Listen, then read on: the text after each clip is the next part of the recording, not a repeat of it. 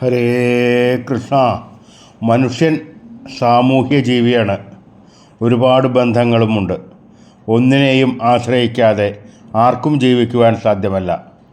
മനുഷ്യർ തമ്മിലും ജന്തുജാലങ്ങളും സസ്യങ്ങളും പരസ്പരം ആശ്രയിച്ച് ജീവിക്കുന്നു.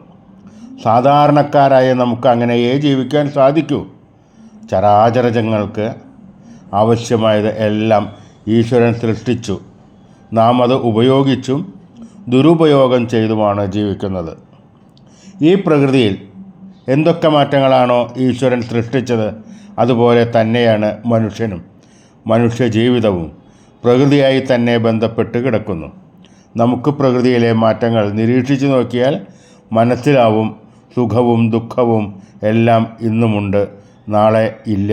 ഒന്നും സ്ഥിരമായി നിലനിൽക്കില്ല. മനുഷ്യൻ ഉൾപ്പെടെ എല്ലാം ഈ പ്രകൃതിയിൽ നിന്ന് ഒന്നുപോലെ തന്നെയാണ്.